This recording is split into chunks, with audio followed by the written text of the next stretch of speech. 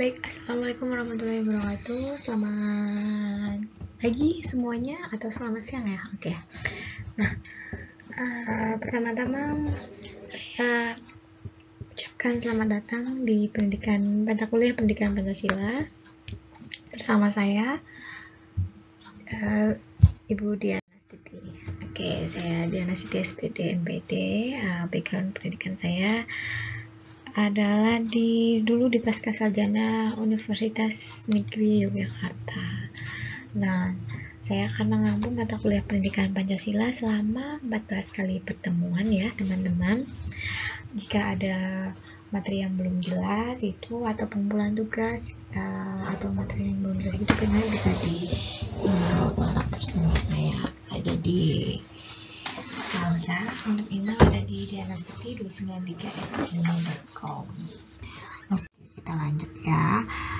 Di mata kuliah pendidikan Pancasila ini kita akan membahas beberapa bab, antara lain itu ada konsep Pancasila.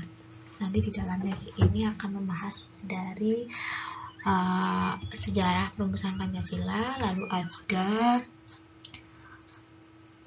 fungsi Pancasila, baik dasar negara, ideologi negara, lalu Pancasila sebagai sistem falsafah.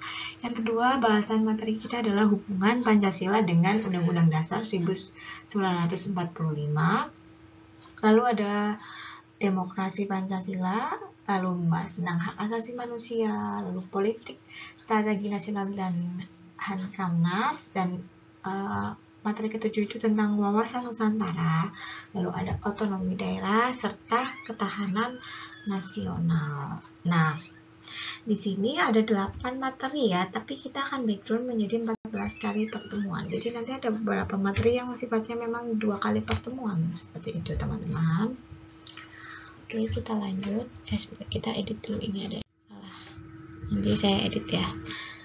Selanjutnya, referensinya. Nanti akan saya bagikan ya. Ini ada pendidikan Pancasila dari untuk perguruan tinggi. Nanti ini saya akan bagikan ya teman-teman. Selanjutnya, oke, jadi saya sudah memperkenalkan diri saya secara singkat ya tentang pendidikan saya. Oh ya, untuk alamat rumah saya tinggal berdomisili di perumahan Sumambe Residence di Purwokerto Utara. Barangkali teman-teman ada yang bertemu saya di jalan, saya belum paham, kalian bisa menyapa saya. Nah, sekarang silakan perkenalkan diri Anda dari nama, prodi, tempat tanggal lahir, cita-cita, seperti itu. Oke, baik. Langsung saja masuk pada materi. Yang pertama adalah sejarah perumusan Pancasila.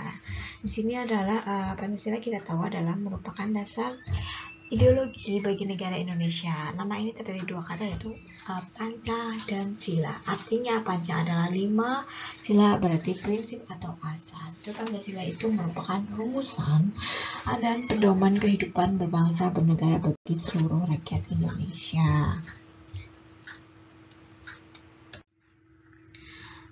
Makna Pancasila itu sendiri itu apa sih sebenarnya teman-teman? Ya, di sini adalah Pancasila ada 5 ya. Sendi utama penyusunnya adalah terdiri dari ketuhanan yang Maha Esa, sila pertama, lalu kemanusiaan yang adil dan beradab, persatuan Indonesia,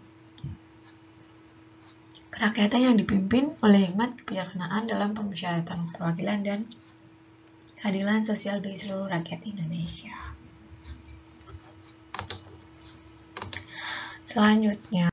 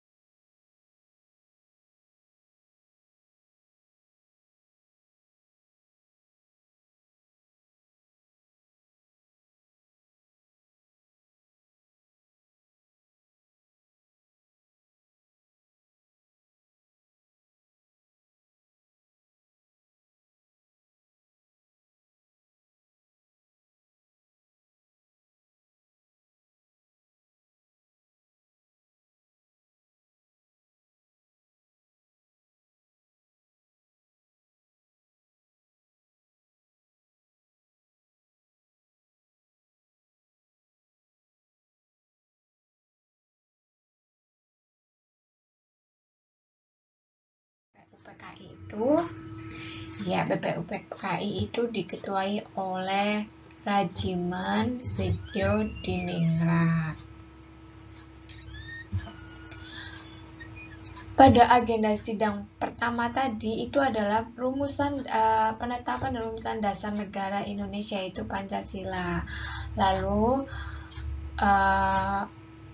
sidang BPUPKI yang kedua 10-17 Juli 1945 itu antara lain putusannya apa saja ya teman-teman? Mengesahkan pembukaan batang tubuh dan peralihan Undang-Undang Dasar, lalu menetapkan Presiden dan Wakil Presiden, Insinyur Soekarno dan Muhammad Hatta, lalu pembagian wilayah 8 provinsi pada saat itu dan jalan gubernurnya, lalu pembentukan Komite Nasional Indonesia Pusat. Lalu untuk sementara tugas Presiden dan Wakil Presiden dibantu oleh siapa? Teman-teman masih ingat? Silahkan dibuka kembali ya materi tentang BPUPKI ya teman-teman, bahwa pada saat agenda sidang BPUPKI yang kedua ini, di mana tugas Presiden itu masih dibantu oleh Komite Nasional Pusat dan Daerah ya teman-teman ya. Lalu kita masuk pada rumusannya. Siapa saja tokohnya? Yang ada 3 ya, Muhammad Yamin, lalu Dr. Muhammad Hatta, lalu Insinyur Soekarno. Kita bisa baca ya teman-teman, rumusan menurut Muhammad Yamin itu ada peri kebangsaan, peri kemanusiaan, peri ketuhanan, peri kerakyatan, dan kesejahteraan sosial. Nah, ini rumusan pidatonya. Ini ya teman-teman. Berbeda dengan rumusan dengan sistematika secara lisannya ya. Kita pahami.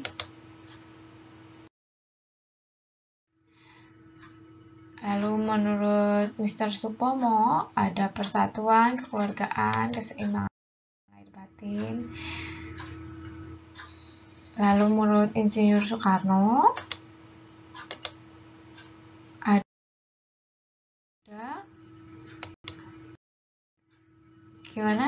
ada beberapa rumusan. Yang pertama ada kebangsaan Indonesia, internasionalisme, mufakat, kesejahteraan sosial, ketuhanan yang berkebudayaan. Kemudian rumusan ini disempit lagi menjadi trisila dan ekasila, di mana ada sosionasionalisme, sosiodemokrasi, lalu ketuhanan, dan ekasila yaitu gotong royong.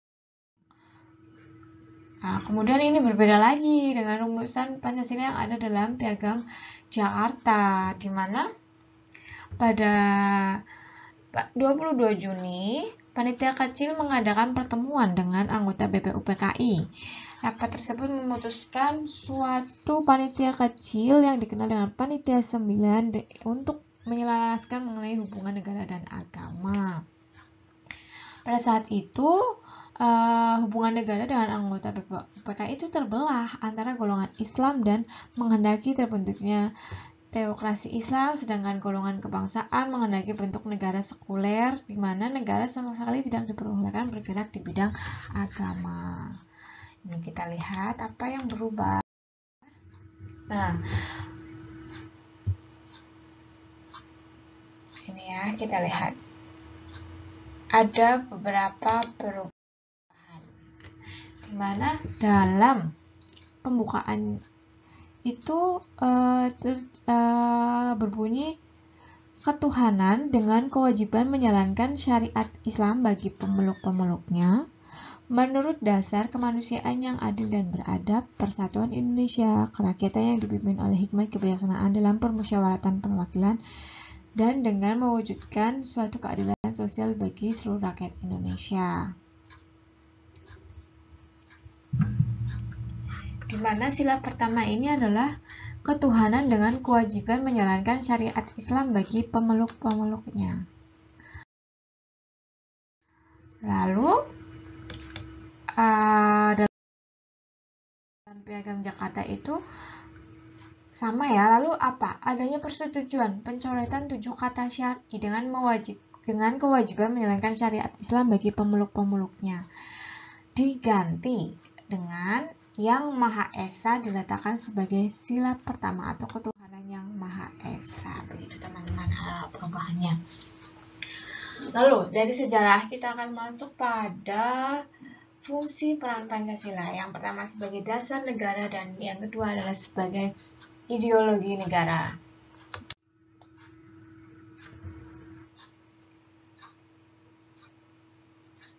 Secara etimologis, istilah dasar negara maknanya identik dengan ground norm atau sebuah norma dasar, lalu cita-cita hukum, cita-cita negara, dan dasar filsafat negara. Secara terminologis, dasar negara dapat diartikan sebagai landasan, sumber dalam membentuk menyelenggarakan negara. Dasar negara juga dapat diartikan sebagai sumber dari segala sumber hukum negara. Artinya apa di sini teman-teman? Sumber dari segala hukum negara ini artinya bahwa semua peraturan hukum, semua peraturan yang ada di Indonesia itu nilainya tidak boleh bertentangan dari Pancasila. Nilai-nilainya tidak boleh ada yang bertentangan dengan nilai-nilai dasar Pancasila karena sebagai sumber segala sumber hukum negara. Lalu Pancasila juga sebagai norma dasar ini merupakan norma tertinggi yang mendasari kesatuan sistem norma yang ada dalam masyarakat yang teratur termasuk di dalamnya negara, sifatnya tidak berubah. Dasar negara ini bersifat permanen, di mana padahal dengan peraturan perundang-undangan yang fleksibel sesuai dengan ketuntutan zaman. Tetapi dasar negara atau Pancasila ini bersifat permanen. Di sini dijelaskan ya bahwa Pancasila sebagai dasar negara adalah sebagai ground norm, lalu sebagai sumber hukum negara, sumber dari segala sumber hukum negara, lalu sebagai kaidah hukum yang tertinggi, kedudukannya lebih tinggi daripada dengan Undang-Undang Dasar 1945 untuk Indonesia itu adalah Pancasila. Itu adalah kedudukan Pancasila sebagai dasar negara. Alasannya, jika digambarkan sebuah jalan aspal memberikan arah kemana kendaraan itu akan dibawa tanpa adanya kerusakan, di mana Pancasila ini adalah merupakan pandangan hidup dan kepribadian bangsa yang sifatnya nasional, cita-cita hidup. Lalu hendaknya Pancasila dapat dipahami, dilaksanakan dalam kehidupan sehari-hari dan diaktualisasikan dalam kehidupan bernegara. Kita tahu ya bahwa nilai-nilai yang diambil dalam Pancasila itu adalah jati diri atau warna Indonesia, jati diri bangsa Indonesia, di mana nilai yang ada dalam Pancasila itu adalah cerminan masyarakat Indonesia, cita-cita hidup sebuah bangsa tercermin dalam nilai-nilai Pancasila. Kedudukannya, jadi saya sudah jelaskan singkat bahwa yang pertama adalah tertib hukum, lalu ada suasana kebatinan dari Undang-Undang Dasar 1945 atau ruhnya ya, mewujudkan cita-cita hukum, lalu mengandung norma tertinggi, sumber semangat ya penyelenggaraan negara.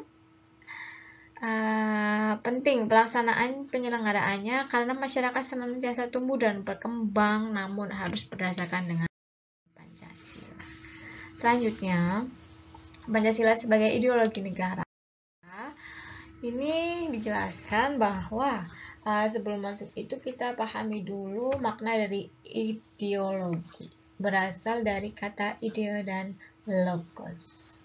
Ide atau gagasan atau sebuah konsep, sedangkan secara etimologi adalah ilmu tentang ide, gagasan tentang pengertian dasar ya.